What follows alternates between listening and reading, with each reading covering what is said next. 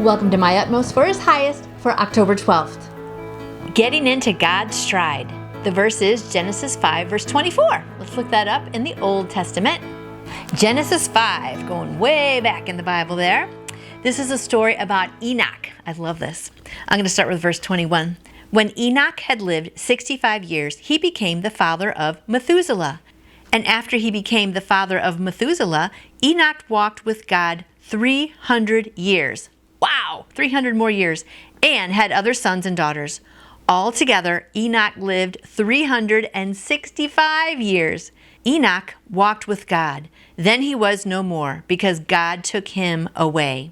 And I have over here on the side, our walk is determined by what we do when no one is watching. Ooh, that's some good words of wisdom right there.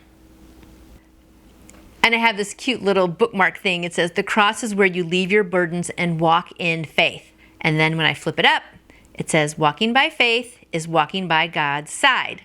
I like that.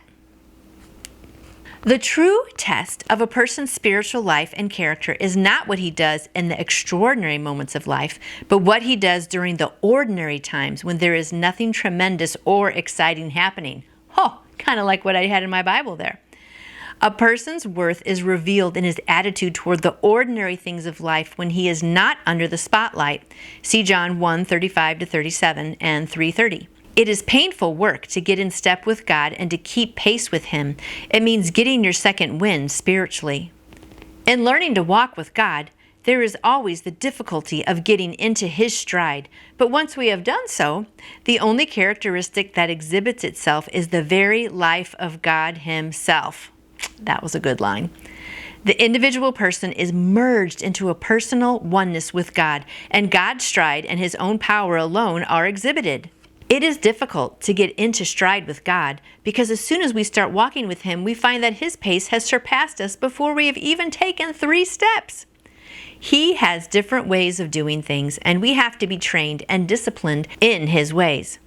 It was said of Jesus, He will not fail nor be discouraged, Isaiah 42:4, because He never worked from His own individual standpoint, but always worked from the standpoint of His Father.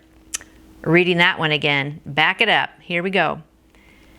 He will not fail nor be discouraged, speaking of Jesus, because He, Jesus, never worked from His own individual standpoint, but always worked from the standpoint of His Father.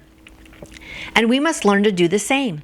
Spiritual truth is learned through the atmosphere that surrounds us, not through intellectual reasoning.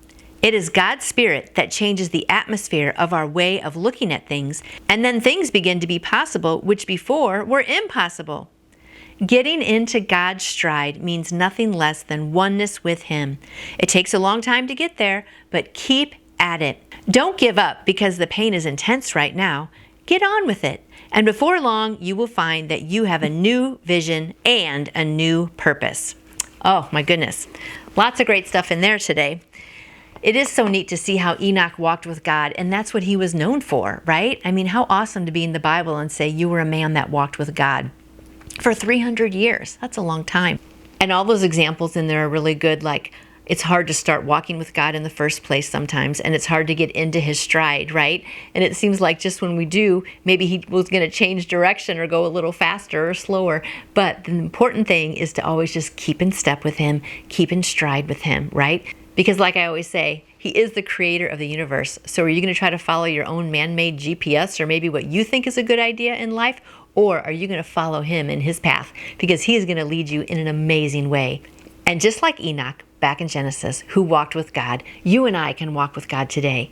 Maybe not for 300 more years, but for the years I know that I have left, I want to be walking with God and be one with Him and be right in stride with Him because that makes life exciting. I hope you have a great day, keeping in step with God, and I will see you back here tomorrow.